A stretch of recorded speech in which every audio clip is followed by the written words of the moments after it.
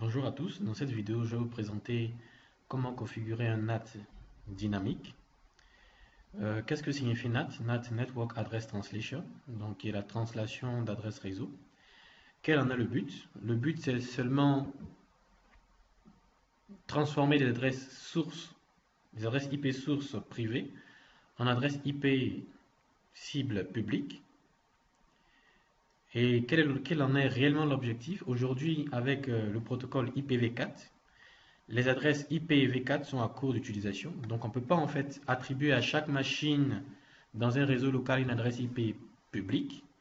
Or, vous comprenez et vous savez très bien que sur Internet, c'est seulement des adresses IP publiques qui sont routées sur le réseau Internet. Et donc pour cela, vous imaginez qu'une entreprise disposant d'un réseau local dans lequel il y a des adresses IP privées devra forcément en fait avoir une adresse IP publique ou plusieurs adresses IP publiques afin de pouvoir permettre à ses utilisateurs même d'aller sur Internet. Et comment cela va se faire? Sachez une chose, dans le routage, il y aura au niveau du routeur local que je présente ici, une translation d'adresse IP privée en adresse IP publique afin de pouvoir en fait acheminer les informations sur Internet. Sans quoi cela ne pourra pas fonctionner. Donc ici, nous n'allons pas en fait configurer euh, un routage dans lequel nous allons annoncer tous les différents réseaux. Tous les différents réseaux seront annoncés, seront connus entre eux, sauf le réseau local. Donc, vous n'aurez pas en fait le réseau local qui est annoncé au niveau des routeurs Internet, par exemple. Donc, on va procéder à la configuration. De toutes les manières, vous n'hésiterez pas en fait à me poser des questions par écrit. Je tâcherai en fait de vous répondre. Merci. Donc, première des choses à faire, je vais d'abord configurer les adresses IP telles que cela a été mentionné sur les routeurs. Donc, ici, conft, je vais changer le nom de ce routeur, routeur local, Internet Fastnet 0/0, l'adresse à mettre 192.168.1.254, 3 x 255.0, no shutdown, donc j'allume l'interface. Comme vous pouvez le voir, l'interface est en train d'être allumée. Je configure la deuxième interface 0/1, IP adresse 192, plutôt 10.0.0.1. Le masque, je prendrai 3 x 255.252. No shutdown. Donc j'allume l'interface également. Je viens sur le second routeur pour le configurer également. No. Configure terminal. Hostname routeur internet 1. Interface fastnet 0/0. IP adresse 110.0.0.2, 3 x 255.252 no shutdown.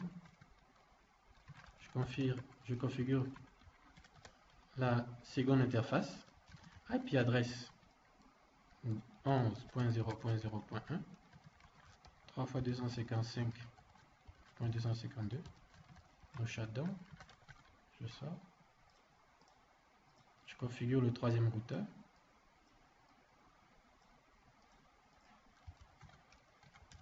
Je donne un nom au routeur, hostname routeur internet 2, interface fastnet 0/0, IP adresse 11.0.0.2, 3 x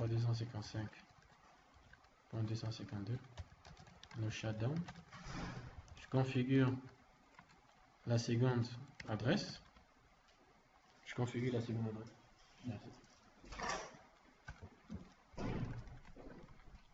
12.0.0.1, 3 x 255.252.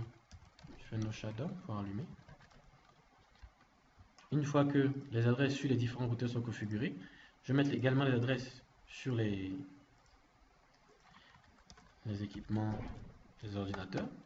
Donc ici c'est 1.1 et sa passerelle c'est la 1.254.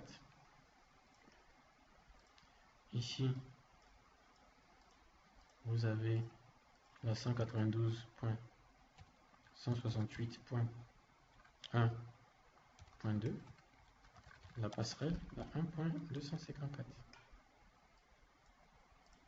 Sur ce serveur, son adresse, c'est la 12.0.0.2.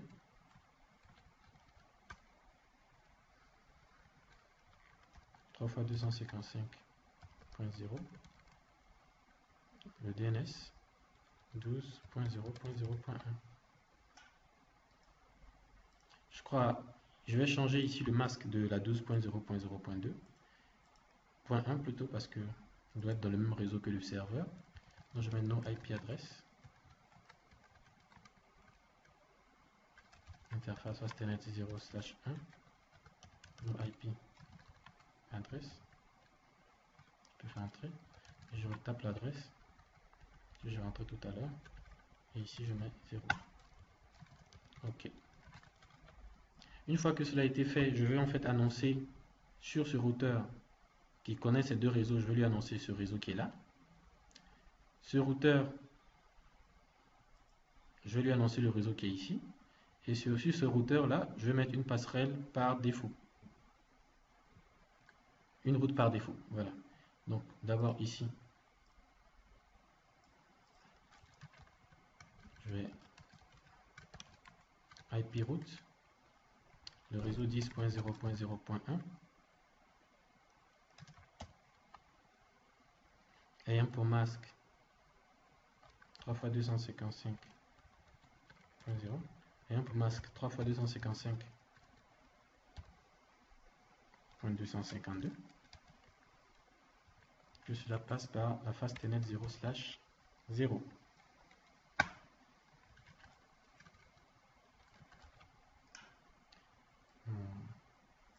Sur le routeur qui est là, je vais annoncer la route du réseau où se trouve le serveur, IP route 12.0.0.0, le masque 3 x 255.0, que cela passe par sa fastnet 0/1, rejoindre ce réseau.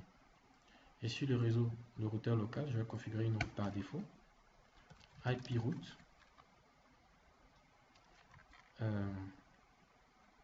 quel que soit le réseau, quelle que soit la destination, envoie l'information via ta fastnet 0/1. Ok. Normalement à ce stade, si je me mets sur le routeur local et que je tente un ping vers la 12.0.0.2, je devrais pouvoir en fait avoir une réponse. Donc je vais essayer. Ping 12.0.0.2. On va regarder.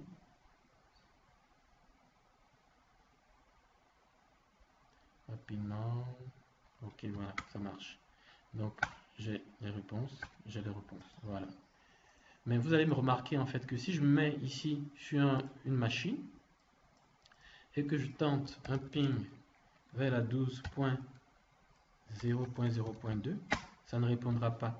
Bien que les passerelles par défaut de ces machines-là soient le routeur local. Mais pourquoi ça ne marchera pas? Parce que déjà, ce réseau n'a pas été annoncé sur les routeurs et ce réseau ne doit pas être annoncé.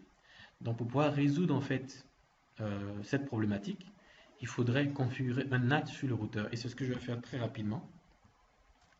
Donc vous voyez que ça ne marche pas. Dès que je finis de configurer le NAT, on va réessayer la requête ping. Donc je vais réessayer encore pour vous montrer, déjà dans un premier temps, dans un deuxième temps. Et je vais configurer le NAT sur le routeur local et vous allez voir que juste après ça, tout va fonctionner. Encore. Encore.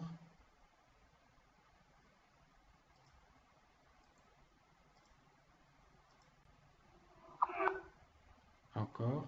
Voilà. Donc, ça marche toujours pas. Request timeout. Je vais configurer maintenant le NAT ici. Pour configurer le NAT, c'est quelque chose de très simple. On va faire configurer le terminal. On va d'abord configurer une access list. Donc, access list, on va mettre le numéro de l'access list 1, qui est une access list standard. Juste après cette access list, on met permit pour autoriser. Donc ici, on est en train d'autoriser en fait via l'access list le réseau 1.0. avec pour masque, bon, wildcard masque, 3 fois 0.255. Voilà. Donc l'access list est créé. Déjà, ce que ça permet de dire, on va dans la règle de NAT, on va utiliser cette access list en lui disant de natter uniquement les adresses qui appartiennent au réseau 192.168.1.0. Donc maintenant, je vais configurer la NAT. IPNAT inside source list. Ici, on met le numéro de l'access list. En haut, on a défini 1. Juste après ça, je mets interface. Donc l'interface par laquelle en fait il doit sortir une fois qu'il a fait le NAT de l'adresse IP privée en adresse IP publique. Et là, je mets fast Ethernet 0/1. Une fois que cela est fait, on va appliquer sur l'interface d'entrée et l'interface de sortie les différentes NAT que nous avons configurées, en identifiant l'interface d'entrée comme l'interface d'entrée de la NAT et cette interface comme l'interface de sortie de la NAT. Donc là, je mets IP, donc plutôt interface fastnet 0/1, 0 plutôt, IPNAT inside, et je me mets ensuite sur l'interface fastnet 0/1 et je fais IPNAT outside. Une fois que cela a été fait, je peux maintenant me mettre là et le ping qui ne marchait pas tout à l'heure le reprendre. Voilà. Et ça marche parfaitement. Voilà un peu.